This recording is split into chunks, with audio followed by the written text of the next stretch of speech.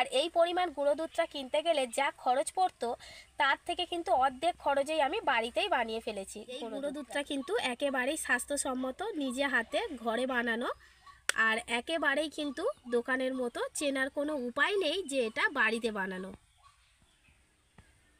নমস্কার বন্ধুরা, কাকলির রান্নাঘর উইথ ভিলেজ ফুডে সবাইকে স্বাগত জানিয়ে আজকের আমি আপনাদের সাথে শেয়ার করব নিত্য প্রয়োজনীয় খুব গুরুত্বপূর্ণ একটি রেসিপি, আর সেটা হলো পারফেক্ট গুঁড়ো দুধ। সকালের চা থেকে শুরু করে নিত্যদিনের যে কোনো মিষ্টি আইটেম বানাতে আপনারা কিন্তু এই গুঁড়ো দুধটা পুরো 2 মাস পর্যন্ত সংরক্ষণ করে রাখতে পারবেন। আর এই দুধটা একদম দোকানের মতো হলেও একেবারে স্বাস্থ্যসম্মতভাবে কিন্তু নিজের হাতে ঘরে তৈরি। তাহলে বলুন রেসিপিটা কতটা দুর্দান্ত হতে চলেছে। আপনারা প্লিজ আজকে রেসিপিটা প্রথম থেকে শেষ পর্যন্ত দেখুন আর আমার সঙ্গে থাকুন। আর যে সকল বন্ধুরা এখনো পর্যন্ত নতুন তারা যদি ইউটিউব থেকে দেখেন তাহলে চ্যানেলটিকে সাবস্ক্রাইব এবং ফেসবুক পেজ থেকে দেখলে পেজটাকে ফলো করে আমার পাশে থাকবেন। তাহলে চলুন আজকে রেসিপিটা শুরু করা যাক। আজকে গুঁড়ো দুধটা বানানোর জন্য আমি এখানে 1 লিটার পরিমাণে প্যাকেট দুধ নিয়েছি। আপনারা চাইলে গরুর দুধ দিয়ে কিন্তু গুঁড়ো দুধটা বানিয়ে নিতে পারেন। যেহেতু সবার বাড়িতে সবসময় গরুর দুধ থাকে না, সেজন্য আজকে প্যাকেট দুধ দিয়েই আমি আজকে রেসিপিটা করছি। আর আপনারা যতটা পরিমাণে গুঁড়ো দুধটা বানাবেন ঠিক ততটা পরিমাণে কিন্তু দুধের পরিমাণটা নেবেন, মানে কম বেশি করে নিতে পারেন। এখন আমি দুধটাকে কড়াইতে দিয়ে দেবো।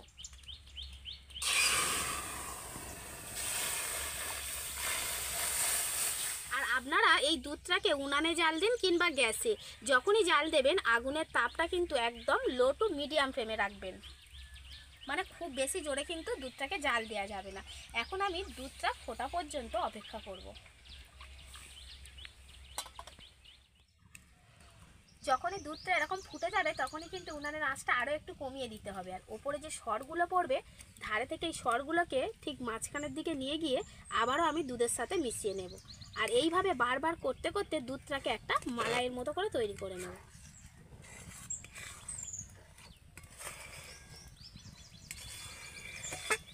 আর মালাইটা কিন্তু একদম ঘন মালাই তৈরি করে নিতে হবে, তার জন্য দুধটাকে একটু সময় দিয়ে জাল দিয়ে নিতে হবে।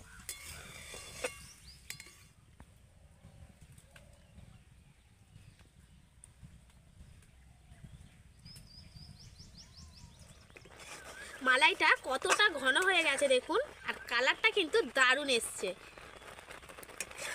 এর থেকে বেশি আর ঘন করব না। এবার আমি কড়াটাকে নামিয়ে নেব। মালাইটাকে এবার আমি এই থালাটার মধ্যে ঢেলে নেব।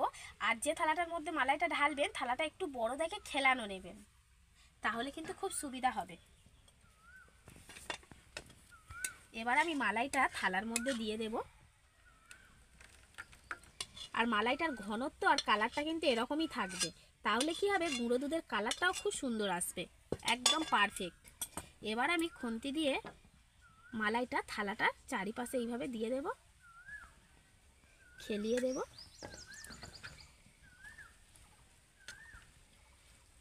একটু ঝাঁকিয়ে দেব যাতে চারিদিকে সমানভাবে থাকে। এবার আমি এই মালাইটাকে 7 থেকে 8 ঘন্টার জন্য ফ্যানের হাওয়াতে রেখে দেব। আর আমার রান্নাঘরে যে হালকা হালকা হাওয়া দিচ্ছে, এই হাওয়াতেও কিন্তু রান্নাঘরের একটা দিকে যদি রেখে দিই খুব ভালোভাবে কিন্তু শুকিয়ে যাবে, তাহলে আর ফ্যানের হাওয়ার দরকার হবে না। তবে এটা কিন্তু রোদ্দুরে দিতে যাবেন না, এরকম নর্মাল জায়গার হাওয়াতে কিংবা ফ্যানের হাওয়াতে শুকিয়ে নেবেন। প্রায় 4 থেকে 5 ঘন্টা আমি এটাকে রেখে দিয়েছিলাম, আর তাতে কিন্তু বেশ অনেকটা শুকিয়ে গেছে। এই দেখুন, হাত দিচ্ছি দেখুন লেগে যাচ্ছে না, ভালোভাবে প্রায় শুকিয়ে গেছে। আর এদিকে কিন্তু রোদ্দুরটাও খুব উঠেছে, সেজন্য ভাবলাম এবার আমি থালা থেকে তুলে নিই। এটাকে এইভাবে খুন্তি বা যে কোনো চামচের সাহায্যে কিন্তু তুললে এইভাবে খুব সুন্দরভাবে উঠে যাবে। দেখুন কত সুন্দর উঠে যাচ্ছে। আর এটাকে কিন্তু আবার বেশিক্ষণ থালার মধ্যে রাখলে হবে না, তাহলে তখন আবার থালা থেকে তোলা যাবে না। এরকম হালকা নরম নরম থাকবে, সেই রকম অবস্থায় কিন্তু তুলে নিতে হবে।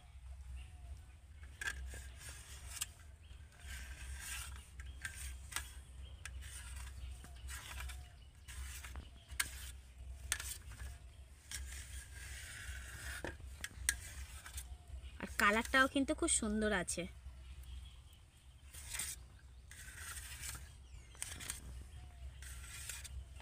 পুরো থালা থেকে আমি তুলে নিয়েছি। এবার আমি এগুলোকে আবারও এই থালার মধ্যে একটু করে খেলিয়ে দেব।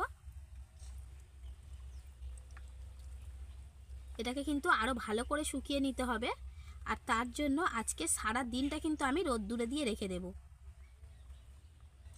আর এখন যা চড়া রোদ্দুর দিচ্ছে মানে এই রোদ্দুরে যদি পুরো একদিন রাখা যায় তাহলে খুব সুন্দরভাবে এটা কিন্তু শুকিয়ে যাবে।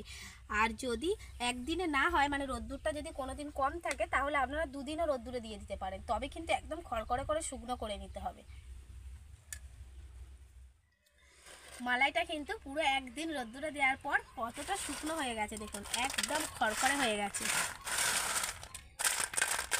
এখন কিন্তু মিক্সিতে খুব সহজে গুঁড়ো করে নেওয়া যাবে। হাত দিয়ে ভাঙছি দেখুন, একদম গুঁড়ো গুঁড়ো হয়ে যাচ্ছে কিন্তু। আর এই রকম করে কিন্তু খড়খড়ে করে একদম শুকনোটা করে নিতে হবে। এবার আমি মিক্সিতে কিন্তু গুঁড়ো করে নেব। তার জন্য একটা মিক্সির জার নিয়ে নিয়েছি। এখন মিক্সির জারের মধ্যে এগুলোকে দিয়ে দেব।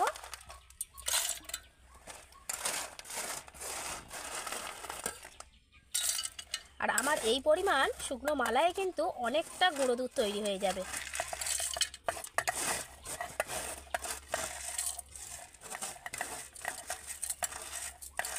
আর আপনারা দেখবেন গুঁড়ো দুধটা কিন্তু একটু মিষ্টি মিষ্টি হয়।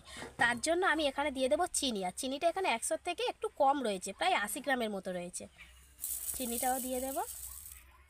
এবার আমি ঢাকনা দিয়ে মিক্সিতে গুঁড়ো করে নেব, নিলেই আমার কিন্তু গুঁড়ো দুধটা একদম রেডি হয়ে যাবে। মিক্সি করে নিয়েছি। এবার আমি ঢাকনাটা খুলে আপনাদের গুঁড়ো দুধটা দেখাবো। এই দেখুন কতটা পারফেক্ট গুঁড়ো দুধ হয়েছে দেখুন। বেশ অনেকটা পরিমাণে কিন্তু গুঁড়ো দুধটা হয়েছে।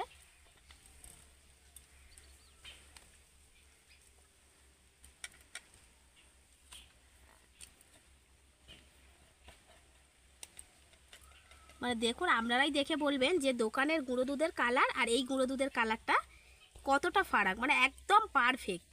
দেখলে চেনার উপায় নেই যে কোনটা দোকানের আর কোনটা বাড়িতে বানানো। মিক্সিটা করার পর দুধের মধ্যে এই যে ডেলা ডেলা ভাবটা এসছে, এই ডেলা ডেলা ভাবটা যাতে একদম না থাকে তার জন্য আমি একটা ছাঁকনির মধ্যে দুধটাকে নিয়ে একটু জাস্ট ডেলাগুলোকে ভেঙে দেব।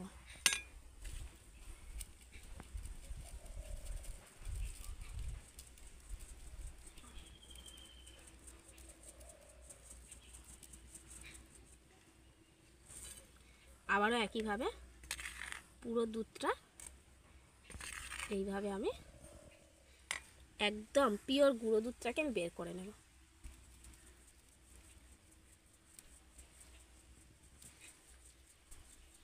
এই গুঁড়ো দুধটা কিন্তু একেবারেই স্বাস্থ্যসম্মত, নিজে হাতে ঘরে বানানো, আর একেবারেই কিন্তু দোকানের মতো চেনার কোনো উপায় নেই যে এটা বাড়িতে বানানো। চালনির সাহায্যে চালার পর গুঁড়ো দুধটাকে দেখুন কতটা পারফেক্ট হয়েছে।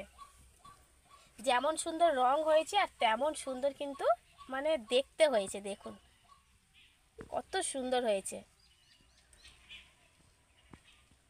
আর এই পরিমাণ গুঁড়ো দুধটা কিনতে গেলে যা খরচ পড়তো তার থেকে কিন্তু অর্ধেক খরচেই আমি বাড়িতেই বানিয়ে ফেলেছি গুঁড়ো দুধটা।